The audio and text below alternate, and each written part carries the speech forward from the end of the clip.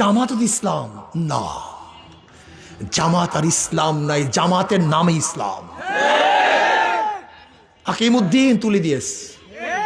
আমি আশ্চর্য হয়ে যাই যে জামাত বলছে সৎ লোকের শাসন চাই, আল্লাহর আইন চাই। আমাকে দেখান তো এইবার কোন জায়গায় আমির সাহেব আল্লাহর আইন চাই একটা বক্তৃতা করছে কিনা দেখান তো। হ্যাঁ, চিন্তা করতে পারছেন? আমাকে দেখান তো। জামাতের বন্ধুরা দুই করে করজোরে হাত ধরে বলছি, তোমরা আমাদের উপর অপবাদ শুনছো। দেখো, জামাতের চেয়ে মিথ্যা বলার লোক গোটা দুনিয়ার মধ্যে দ্বিতীয় আছে বলে আমার মনে হয় না।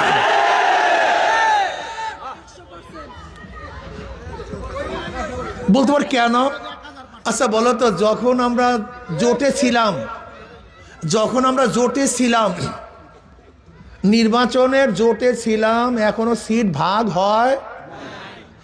যখনই নমিনেশন পেপার সাবমিট করছে প্রত্যেক জায়গায় প্রত্যেক প্রার্থী বলছে আমরা পাইছি এখানে, প্রত্যেক জায়গায়, অথচ ভাগই হয়নি, তাহলে আমরা পাইছি। এরকম ঢাকা কাঁচা মিথ্যা বলার লোক গোটা দুনিয়াতে আছে বলে আমার জানা নেই। এই দেখবে এখন কি বলছে, 400 কোটি টাকা চরমনাই হুজুররা বিএনপি থেকে পাইয়া তারপরে এই করছে।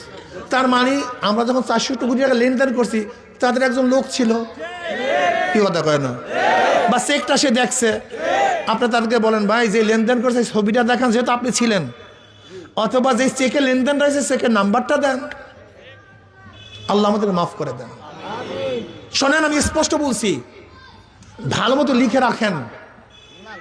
ওই যে খ্রিস্টান ভদ্র মহিলা যখন জামাতের আমিরকে প্রশ্ন করছে, আপনারা যদি ঈশ্বর যদি আপনার ক্ষমতায় নেয়, আপনার কোন নীতিতে কোন আইনে দেশ চালাবেন, তখন স্পষ্ট বলছে যে আমরা শরিয়া ভিত্তিতে দেশ চালাবো না, প্রচলিত নিয়মে দেশ চালাবো। এবং ব্যাখ্যাকারী স্পষ্ট বলছে যে হ্যাঁ, আমির সাহেব বলেছেন আমরা প্রচলিত আইনে দেশ পরিচালনা করব। যদি প্রচলিত নিয়মেই দেশ পরিচালিত করি, তাহলে আওয়ামী লীগ দোষটা কি করছে? বিএনপির দোষটা কি? এই যে মাসুদ সাহেব আপনাদের এলাকা, সেদিকে এক জায়গায় বলছিলাম, আমি বলছিলাম মাসুদ সাহেব ফখরুদ্দিন সাহেবের একটা বক্তব্যকে খুব সুন্দরভাবে প্রোটেক্ট করেছিলেন যে শরিয়াকে বিশ্বাস করি না, বেঈমান হয়ে যায়। কিন্তু এখনো তো আপনার শরিয়া অনুযায়ী দেশ চালাবেন না। এখন আপনি বলেন আপনি কি হবেন? এই প্রশ্ন আপনার কাছে। প্রিয় ভাইয়েরা আমার, আমি বুঝি না জামাতের আমির সাহেব এক জায়গায় দেখলাম যে পুরুষ বন্ধুরা যান, মহিলা বন্ধুরা আসেন, আমরা বৈষম্য দূর করব।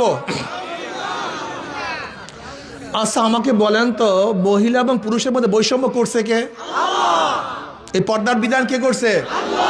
এখন আমরা যদি বলি বৈষম্য দূর করবো, আসেন, ইমানের অবস্থা কি আমি জানি না। এই মুফতিয়ানে কেরাম আসেন, আপনার ফতুয়া দেবেন আমি জানি না, কিন্তু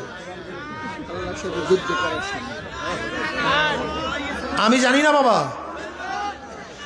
ক্ষমতার কপালে পিসা মারি, ঝাঁটা মারি না।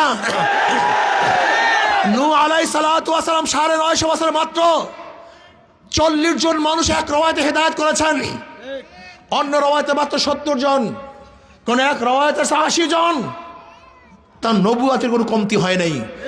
ইসলামী আন্দোলন বাংলাদেশ কিয়ামত পর্যন্ত যে একটা সিট না পায়, কোরআন ও সুন্নাহর বাইরে যাবে না, যেতে পারে না ইনশাআল্লাহ।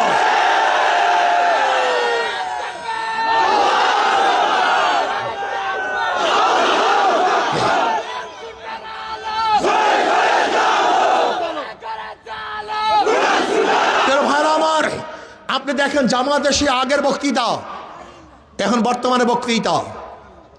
জামাতের আমির সাহেবের উপরে একজন মহিলা ঝেপে পড়ছে, তিনি তাকেও জড়িয়ে নিয়েছেন। শোনেন জামাতের ভাবারা, শোনেন, এই অবজ্ঞা কারোর সাথে করা হয় না। আপনার উচিত ছিল ভুল স্বীকার করা, কিন্তু আপনি ভুল স্বীকার না করে তাকে যোদ্ধার মা, জাতির মা এই ব্যাখ্যা দিয়ে এবং কোরআন ও হাদিসের খেলাফ করেছেন, উল্টা করেছেন। এই ব্যাখ্যা ঠিক হয় নাই। আপনার উচিত ছিল, আবেগে হয়ে গেছে, কিন্তু ব্যাখ্যা দেওয়ার কোনো সুযোগ নেই, এটা ভুল। আমি স্পষ্ট বলবো, কালোকে কালো বলতে হবে, সাদাকে সাদা বলতে হবে, দিনকে দিন বলতে হবে, রাত্রকে রাত বলতে হবে। ইসলামী আন্দোলন বাংলাদেশকে অনেকে বদনাম করে সিটের জন্য তারা ভাগ হয়েছে। যদি সিটের জন্য ভাগ হই তাহলে ধরে নেন একা থাকলে কি সিট পাওয়া যায় না জোটে থাকলে সিট পাওয়া যায়? তা সিটের জন্য ভাগ হলে তো জোট করতাম, তা ভাগ হইলাম কেন? বোকা নাকি? নিয়ে এতটুকু সেন্স নাই, নিয়ে মাথার মধ্যে এতটুকু সেন্স নাই? যদি সিটের লোভেই ভাগ হই তা জোটে থাকলে সিট পাওয়া যায় না, একা থাকলে সিট পাওয়া যায়? কথা বলেন না কেন? তা আমরা একা হইলাম কেন? না, আমরা জোটের থেকে ভাগ হয়ে সিটের জন্য নয়, ইসলামের জন্য, শরিয়ার জন্য, কোরআন ও সুন্নাহর জন্য। মানুষকে বোকা বুঝাও, বোকা বুঝাও মানুষকে। আমরা কোরআন ও সুন্নাহর জন্য আলাদা হয়েছি, ইসলামের জন্য আলাদা হয়েছি। ক্লিয়ার কাট কথা।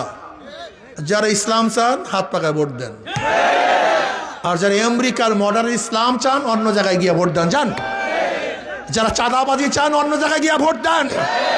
আর যারা দেশকে সুষ্ঠু সুন্দর চাঁদা মুক্ত কোরআন ও সুন্নাহর ভিত্তিতে চালাতে চান তাদের মার্কা হাত পাকা। কোনো ক্লিয়ার কার কথা, কোনো কথাবার্তা নেই।